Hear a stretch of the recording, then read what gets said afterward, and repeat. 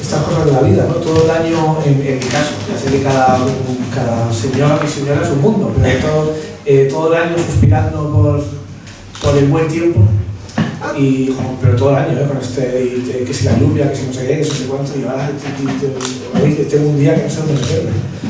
Pero bueno, en fin, estoy contento por presentar aquí este libro, ¿no? Translúcida, Fernando Pastor Mata.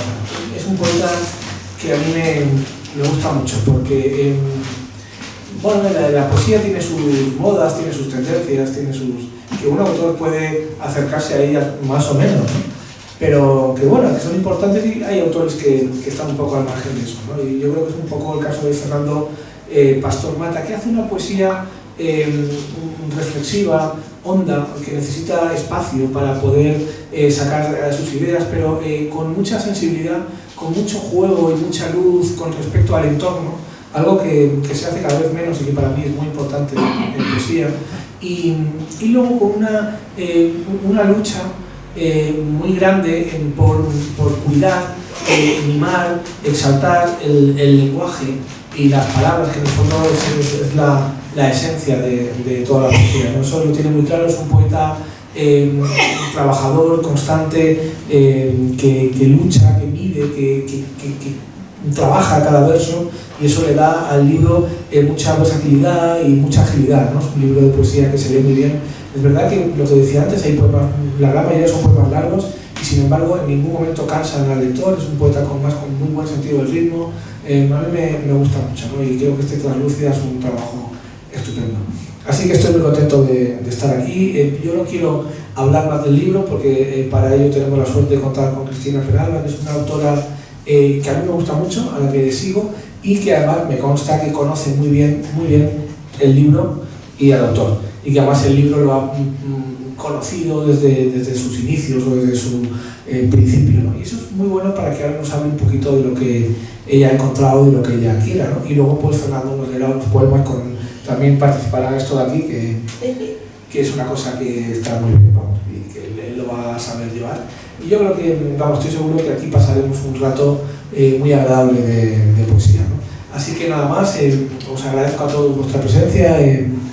Pues bueno, tanto los días estos, que ha habido tantos este año, en los que estábamos aquí oyendo llover, pues hay que agradecerlo dos veces, pues hoy también, porque el calor a veces nos pide que nos quedemos quietos.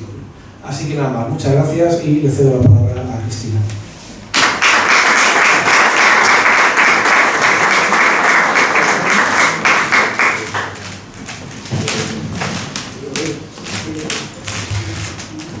Buenas tardes a todos y a todas. Gracias. Gracias, Pablo. Gracias por esa complicidad y esa mirada que tienes especial para detectar dónde hay poesía, con mayúsculas. Y gracias a este centro maravilloso, Centro Riojano, precioso. Hablar de Fernando es fácil, pero no es fácil. Precisamente por ese trabajo en común de muchos años ya, de intercambiar nuestras correcciones. Lo hacíamos con un poeta que además me nombran, unos amigos de Córdoba que están aquí, de José Pejó. Hacíamos un equipo chulo a la hora de... Y estoy contenta porque él ya creo que algo leyó de este libro. La poesía de Fernando es una poesía especialísima por, como ha dicho Pablo, por el cuidado lenguaje, que hoy en día es algo extraordinario. Cuidar el lenguaje parece, así dicho, fácil. Fernando usa palabras que están en desuso, y hago esta aposta. Están en desuso, nos recupera de este maravilloso vocabulario castellano, nos recupera palabras que yo personalmente tengo que ir al diccionario y mirar, pero me encanta. Hace, como Pablo también muy bien nos ha dicho, una lectura fácil, es una lectura entrañable para mí. Hay que hacerla muy despacito. Yo creo que lo mejor, y con el permiso de Fernando, porque él en este libro nos recupera no solo las palabras en desuso, sino esas costumbres de esta generación nuestra que tuvimos, vamos a llamar costumbres. Me parece importante el libro porque recupera lo que hacíamos nuestra generación cuando teníamos 12 años, 14 años, 15 años, en aquellos colegios en donde nos enseñaban a cantar el Cara al Sol, en aquellos colegios católicos o de falange. Los de nuestra generación sabemos de lo que estamos hablando, y lo recupera con un lirismo alucinante.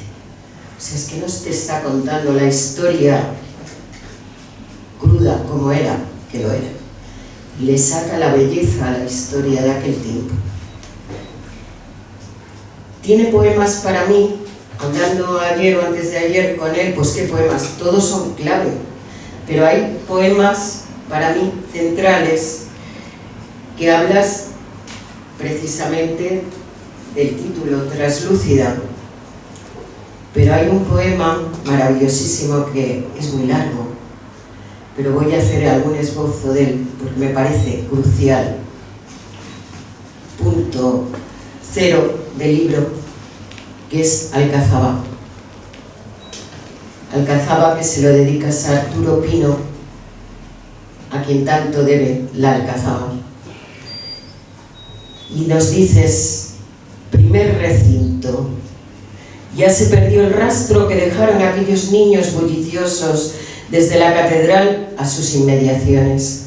Subíamos entre juegos las quietas callejas del barrio de Almedina, bajo la censora amenaza del bigote falangista de nuestro preceptor, dando rienda suelta a todo nuestro brío, hasta alcanzar la pétrea berma canela y la rampa que asciende del portón exterior hasta la aguja del arco túmido en la puerta de la justicia. Y este poema que tú divides en primer recinto, segundo recinto, nos perdíamos la torre de los espejos, los hermosos vergeles, los escalones que zigzaguean el aljibe y su pozo.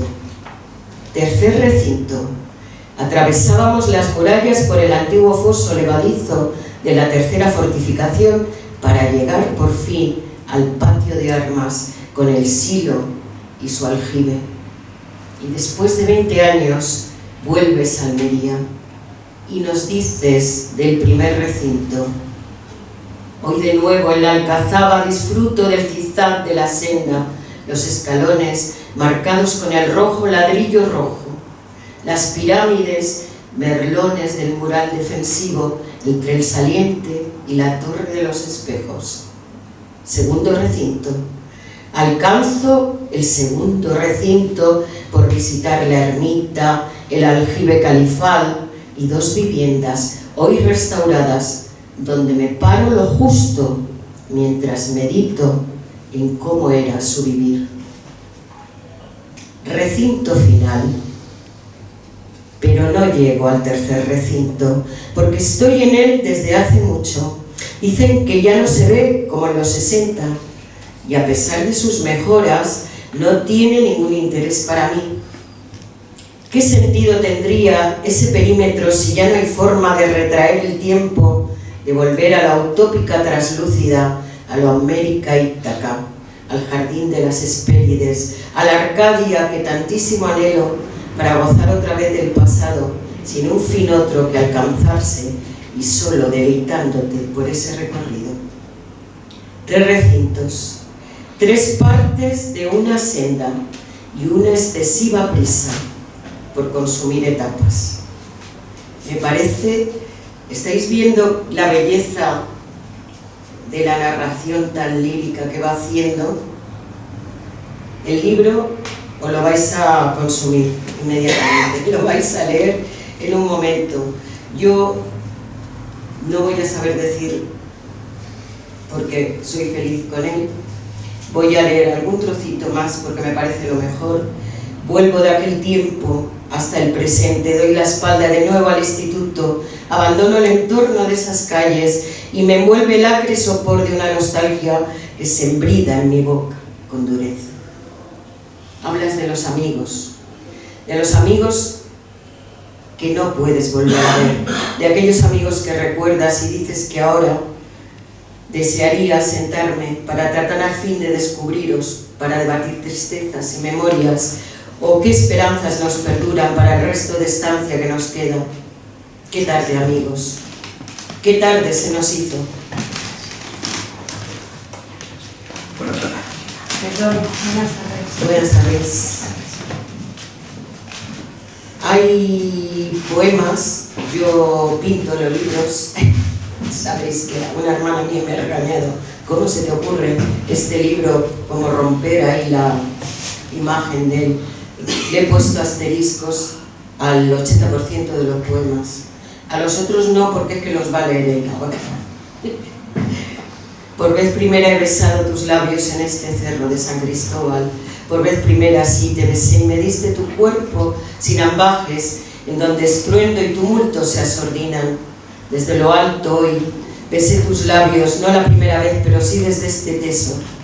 Te abracé por la Alcazaba, por Pucherna, y en el Cable o en la Chanca y en el Aljibe, pero nunca en la colina, nunca en Cerro Alto, cubriéndote esa bóveda noctámbula con su crucería de luces distantes, mitad en la mar, mitad en tierra. Qué traslúcida resulta tu hermosura. No nos equivoquemos, puede estar hablando de la Catedral de Almería o puede estar hablando de Almería.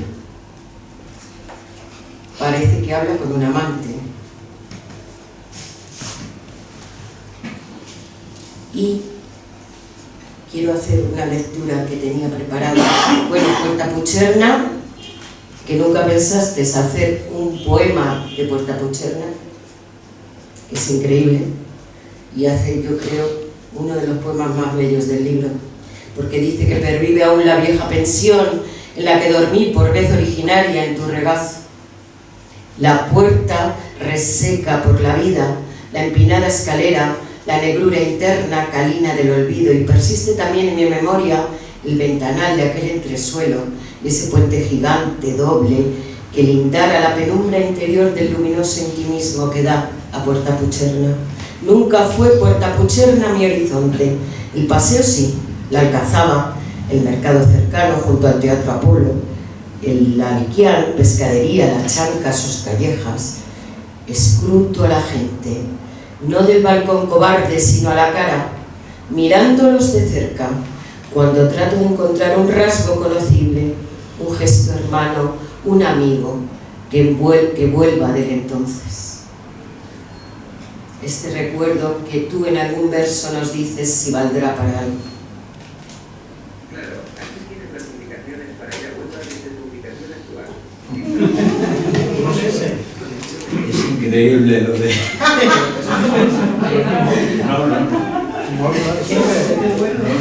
Es algo que hay en la inteligencia normal. ¿Qué le habrás dicho? Madre mía, esto es nuevo, ¿eh? No nos había pasado esto en 30 años. Nos dice Fernando que no es bueno andar en el recuerdo, él le llama el remoto, que lo único que compensa es el arar en hojas virginales y preñarlas con susurros de tinta. No me digáis. Al cabo, somos tan solo esas vivencias, cada cual somos de un origen, de un punto de lo infinito, una micra de espacio-tiempo, de asiales en planos que convergen, y donde tú correspondes, en donde cobra significación todo nuestro existir. ¿Quién sabe si a las alas de su canto tenga aún que aprender alguna cosa? Voy a ver si encuentro ese poema pequeñito para deciros que doy paso a Fernando. Es que es un poema muy especial y lo tenía señaladito, pero como siempre pasa, luego no los encuentro. Termina el libro con un poema al Lago Maggiore. Los que no hayáis estado en el Lago Maggiore lo vais a ver a través de los poemas, pero los que hayáis estado vais a ver todavía la belleza que tiene el lago, más la que Fernando Pastor Mata imprime en estos poemas a este lago. Increíble. Creo que él ahora nos va a deleitar con algún poema del lago Maggiore. Entonces yo ahí no me paro, pero dice que en todo paraíso si retornas, descubres, renuevo de Heráclito, que no regresas jamás al mismo punto, sino a otro ajeno y diferente que no preserva nada ya del ayer. Y así bordeas la nostalgia, lo insoluble, lo oscuro tánatos de la afición, de la entrega total a este mito de un ayer hoy que no es porque somos nada final, ni aún recuerdo. Navegamos en una azul canica minúscula, mota de polvo errante, sin dejar noticia alguna de nuestro existir, sin que la actividad de nuestra especie justifique su existencia de ninguna forma, sin que el futuro recuerde siquiera que una vez nosotros fuimos. He tenido necesariamente que apoyarme en la obra, no me quedaba otra. Deciros lo maravillosamente escrito que está esto, era leerla. No quedaba otra, así que perdonadme, no voy a decir, creo que nada más. Os paso a Fernando Pastor Mata, que es así como a él le gusta llamarse a la hora de escribir. Para mí es un poeta culto de este momento. Me encanta decir que eres un poeta culto por el uso que haces del lenguaje, y gracias por este complemento del lago Maggiore, porque a mí me parece un poema místico todo él. Me encanta, es maravilloso el lago Maggiore. Gracias, Fernando, por escribir y dejarnos que te leamos. Gracias, Pablo, por haberle publicado esta maravilla.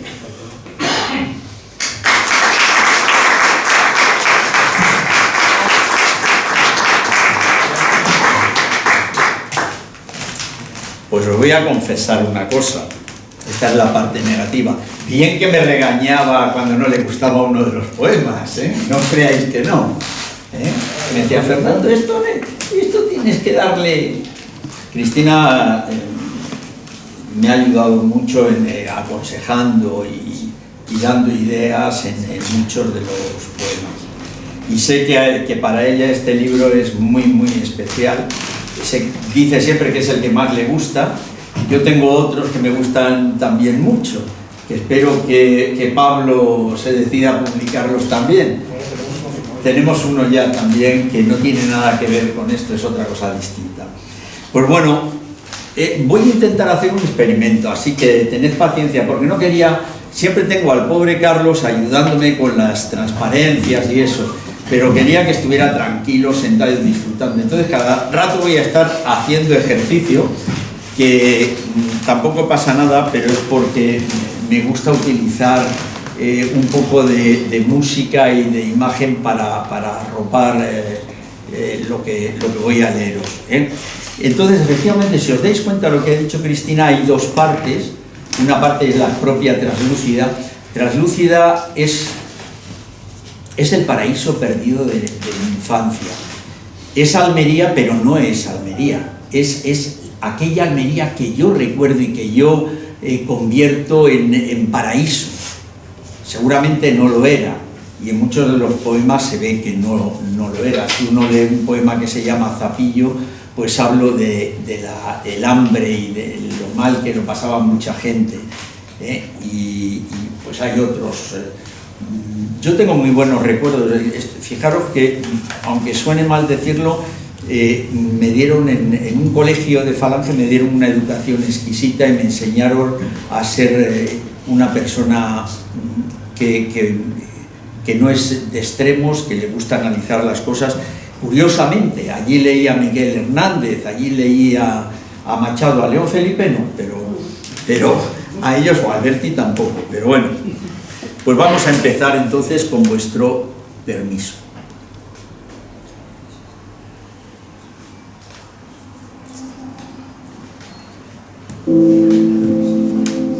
Y vamos a empezar con esta parte de Traslúcida. Grafito. Era un grafito sobre la escayola de una pared oculta del colegio, donde las horas muertas y distantes vieron cómo crecía mi torpeza. Me voy. Era todo su argumentario y una fecha numérica por séquito que aglutinaba con su brevedad un tránsito en el flujo de la vida.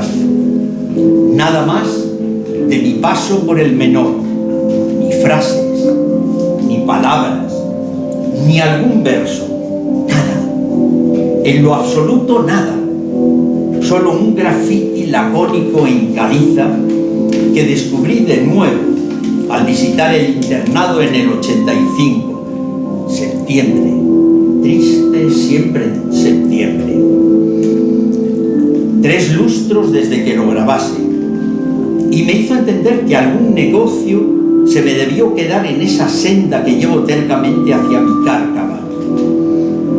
Tan solo aquel grafiti en la escayola para llenar el hueco que encadena mi vida desde entonces, verano del 70 de aquel siglo, cuando dejé traslúcida en el pasado. Ondea el tren por la llanura y yo me pierdo en recuerdos, me pierdo en Almería, escribí. 15 años, perdidos no sé dónde. ¿Qué habré estado yo haciendo? Y una vez más la rueda de la vida me separó insistente de mis lares, aunque vuelvo en este año, putrefacto fin de otra decena que añade un lustro más a mi extravío, y no pude esperar para correr en busca de su imagen blanca junto al viejo estadio de deportes, pero no hallé su mítico lineal que tiempo atrás se había derribado. Los mismos que a Ulises le invadieron la casa destruyeron los murales que le diesen por más de 7 años con cobijo a mi persona y un quimérico punto central a mi universo, primigenio origen biológico y raigambre que de verdad no tuve. Y entonces, sin el trazo en la escayola, ¿qué seré? ¿Qué soy sin ese edicto? ¿Qué soy sin el mensaje en el tabique, sin el grafiti velado en aquel muro? 20 años perdidos no sé dónde. ¿Qué habré estado yo haciendo? Chanca. Como la mayoría no sois de Almería, solo somos 2 almerienses creo por aquí, Chanca es un barrio muy famoso de Almería que siempre ha sido, es antiguo, es de la época árabe, pero siempre ha sido un lugar difícil. Yo me perdía por ahí, Boni, los domingos cuando era un chaval para meterme en los baretos a escuchar cantar flamenco a los viejetes.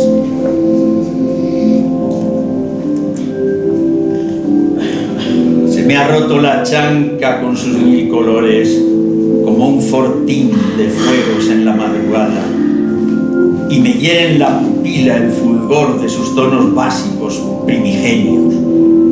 Toda esa explosión de rojos, amarillos, de azules y blancos, solo la advierten selectos captores de luces y paisajes que la gozan en la plenitud de su hermosura y madurez. La chanca no es Europa, ni siquiera es España. La chanca es exotismo de las 1001 noches, es Bagdad, es Marrakech, es Cairo, pero nunca Europa.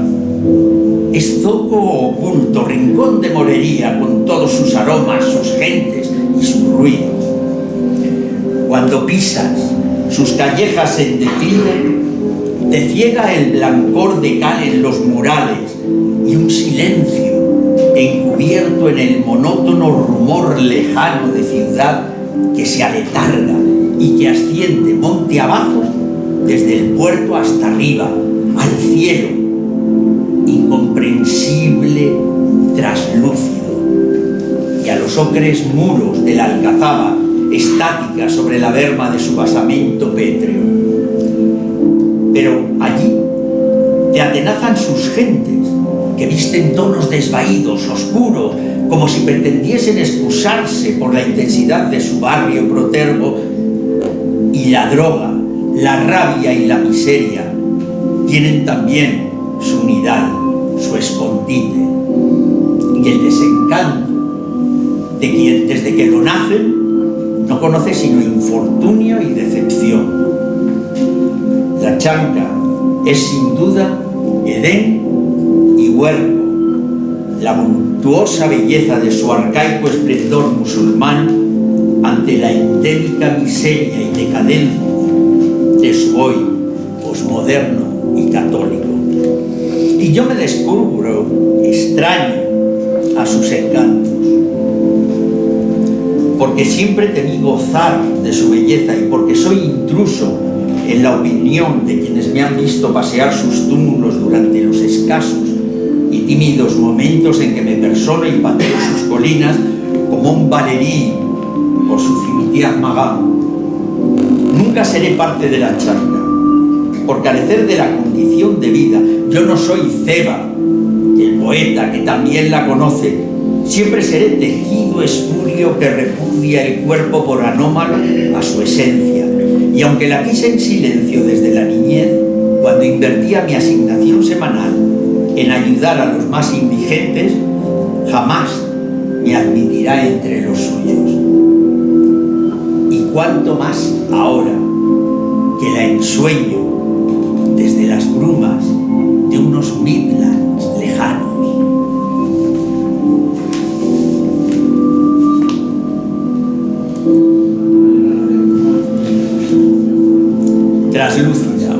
Translúcida 2, realmente opalescente.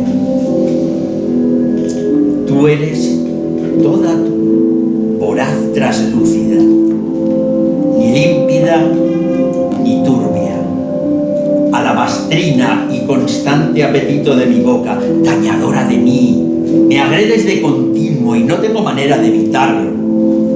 A menudo, entre la multitud, deserto para intentar desoírte, y lo más que logro al ignorarte es sentir con más disgusto tu presencia. No puedo ni tenerte ni entregarme a ti, solo puedo sufrirte en el mutismo. Tú eres toda tú, voraz traslúcida, tú eres toda tú, opalescente. El siguiente poema tiene un nombre muy raro. Es Almería, 23 de noviembre de 1963. Talas, 22 de noviembre de 2013.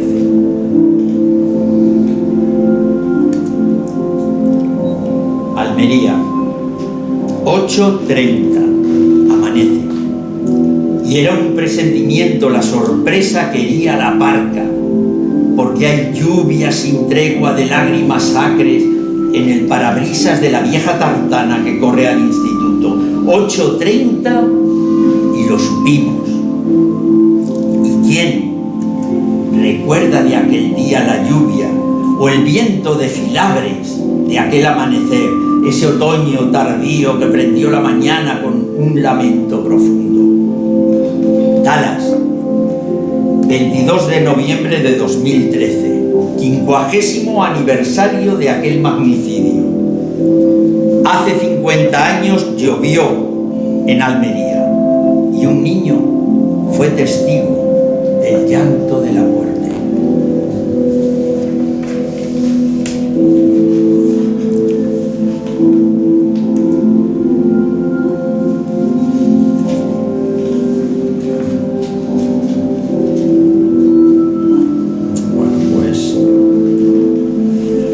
Iba a leeros otro poema, pero como vamos un poquito y no quiero entretener, voy a saltar. ¿O qué tal vamos de tiempo? Muy bien. ¿Seguro? ¿No estáis ya queriendo ir? No. Las 8 puntos. Eso, en vez del libro de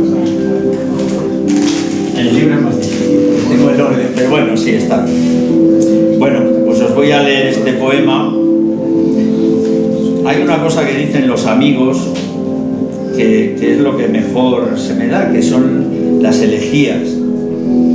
Y esta es una elegía a la muerte de un queridísimo mentor, amigo, compañero, fue muchas cosas y por desgracia un cáncer se lo llevó demasiado tiempo. Se llama El cementerio de Albox. Elegía a la muerte de Antonio Fernández Ortega, a mi llorado hermano Antonio. El silencio de la tarde y ese cielo tan azul que solo el polvo mancha acordonan de sigilo el cementerio.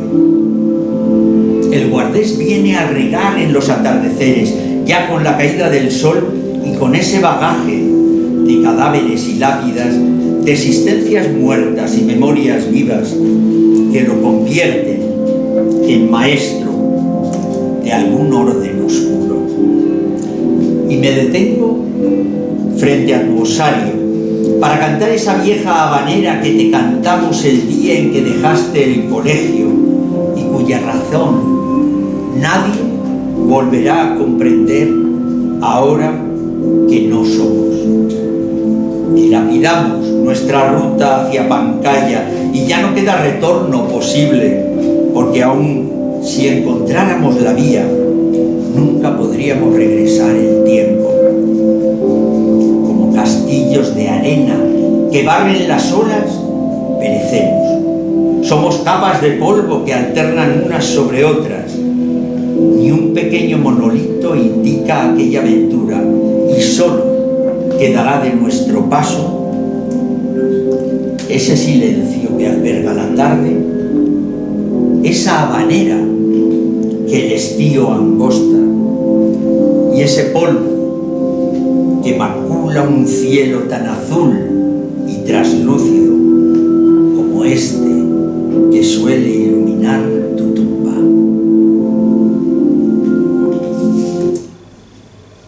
Bueno, pues esa es los poemas que he elegido de Traslúcida, y hay una segunda parte que es, están juntas por un motivo, porque Traslúcida es la búsqueda del paraíso perdido, y Lago, o mejor dicho, Poemas en el Lago Mayor, que es el título largo, que le gusta más a Pablo también, pues habla de un viaje, un poco un viaje iniciático. Entonces tiene ese encadenamiento en cuanto a la búsqueda, al motivo, el regreso al pasado, y también en el tipo de escritura que utilizo para ambas partes. Es lo que los une y los convierte en algo completo. Perdona que vuelva. La razón de que use esto es porque ya la vista no es lo mismo.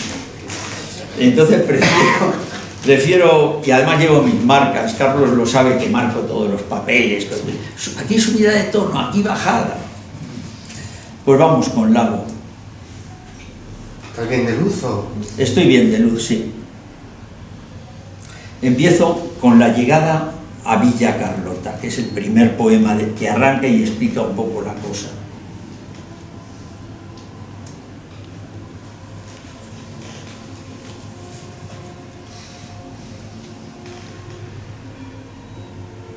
El Golfo Borromeo es una alteridad, te sume en un bautismo del que emerges como un otro disímil, con un nivel de cognición profundo, en un cosmos distante, una estética lejana de la hora, inmerso en una certitud ajena que ancla en otra realidad. Llegar al Golfo al declinar el sol y recorrer la asfáltica zigzagueante que perfila el Lago Maggiore desde Sesto, Santa Ana, Dormeletto, Arona, Meina, Solcho, Belgirate o Lesa. ver lo elástico del agua al reflejar ese cielo gris, plúmbeo, en un mes de septiembre, de un pasado o un posible indefinido, te hace que arrincones todo, te borra la memoria, lo desdibuja, lo nubla. Imagen yuxtapuesta del espejo que persiste en la inquietud de su abstracción anímica.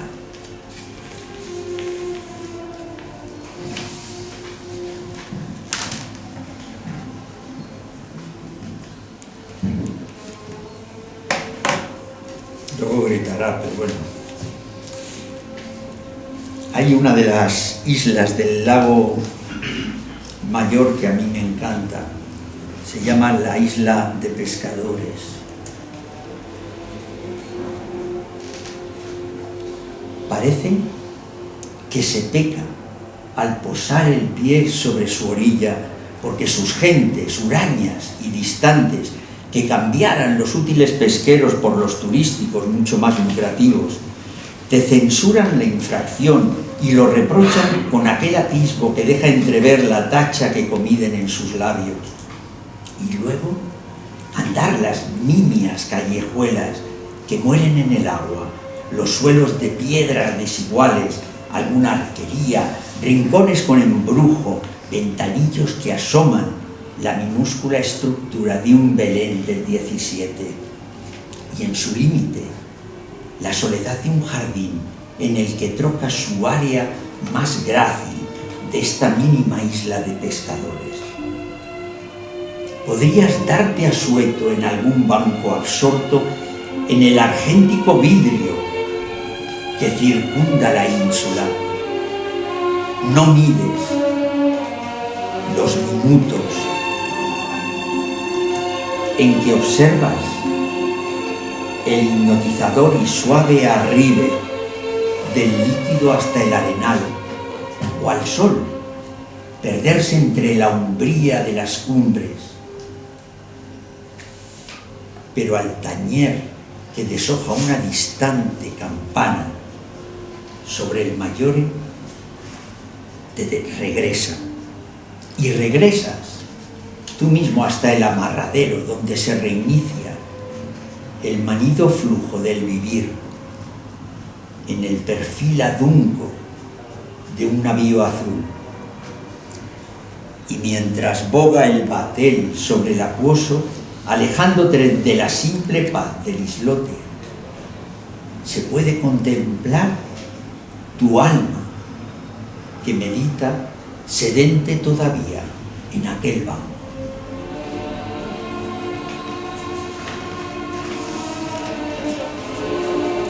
Hay otra isla que es la isla Borromeo, donde está el Palacio Borromeo, el opuesto absoluto de la isla de Pescadores. En los jardines borromeos. Ya hasta aquí he llegado.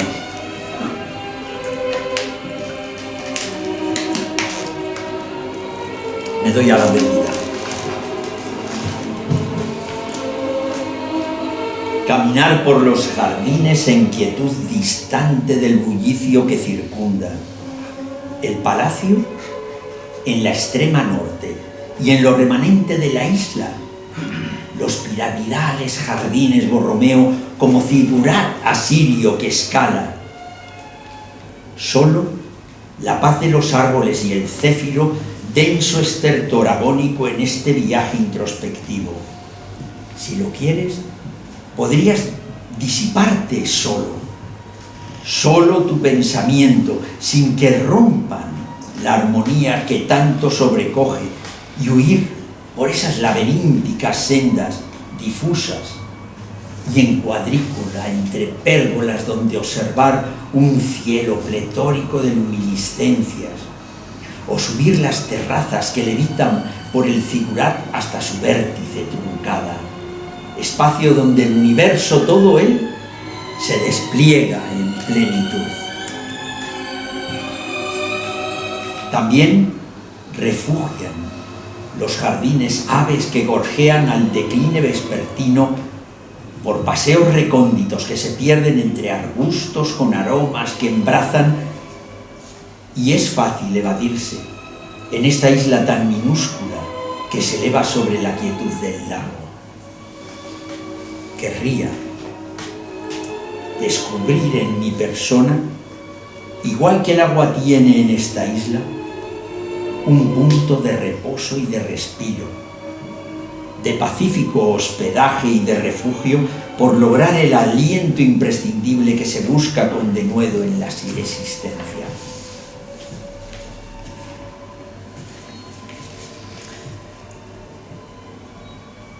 Y voy a acabar con un poema que habla de una persona que conocí en ese... No, la conocí de vista, no penséis... Al leerlos puede parecer que es un poema de amor, pero no, es de admiración. Es de una pareja maravillosa, ella bellísima y él, es un Adonis de esto italiano, debía ser guapísimo el tío también, tal. Pero a mí me sorprendió mucho esta chica, ¿no? Porque estaba radiante de amor con ese chico. Parecía, a mí me daba la sensación que estaban en viaje de novios, pero bueno. Hay varios poemas dedicados a esta chica, a la que yo, como no sé su nombre, la he llamado Eve, que es una ninfa. Este poema se llama Su sombra como un beso y tiene un acotado que dice: pasados 11 años.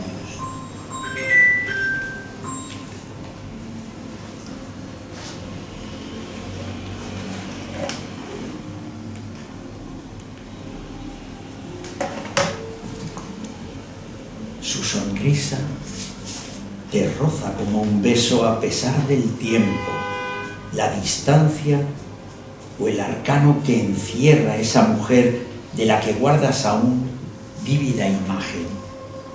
11 otoños que cubriste en lentitud y su sonrisa te roza como un beso de aire húmedo y aguas quietas. Ninfa enigmática que bruma en la memoria los oníricos límites del lago con aquel reír que te envolviese. No volviste jamás a Belgirate,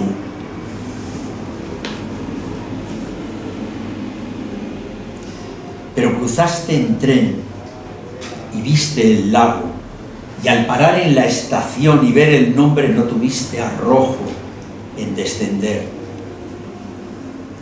En todo paraíso, si retornas, descubres, renuevo de Heráclito, que no regresas jamás al mismo punto, sino a otro ajeno y diferente, que no preserva nada del ayer. ¿Dónde, preguntas? ¿Dónde queda aquel lago al que no cabe ya retorno?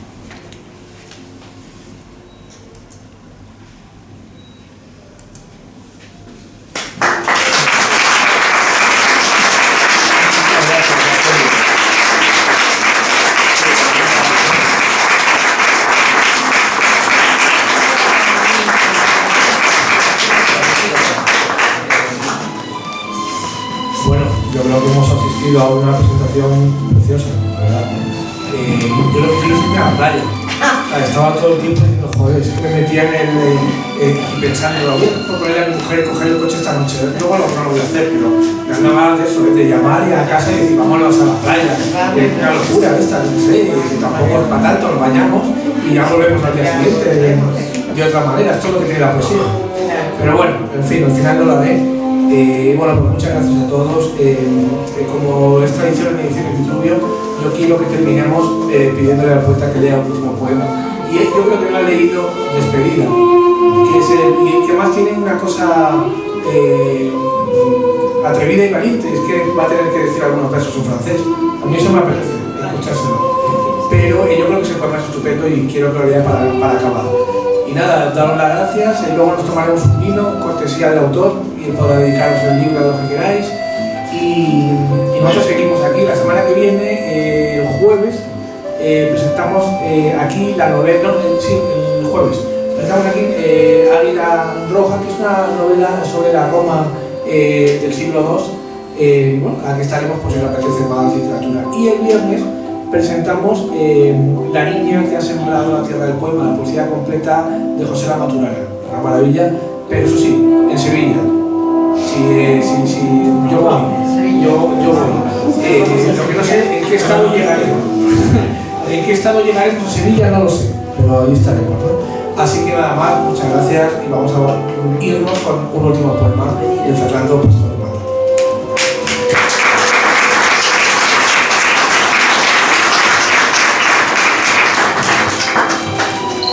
Despedida es el último poema del poemario del libro y es el último poema, claro, de Poemas en el Lago. Es la despedida cuando, después de ese viaje iniciático tan bonito que hice, pues toca volver a la realidad. Despedida. Decir adiós al paraíso. Abandonar aquello que se ansía. Sacrificar la búsqueda que anhelas del jardín. Es entender lo que dijera Stendhal. Que peut-on dire du lac Majeur? Que il va remet si ce n'est plaindre ceux qui ne raffolen pas. Amar es querer con embeleso, musitas, quedamente, al despedirte, cuando bordeas el lago hundido en tu melancolía y sabedor de que este viaje inverso hacia Milán significa el fin de la ensoñación, del ensimismamiento, el pretérito de la nostalgia. Gracias.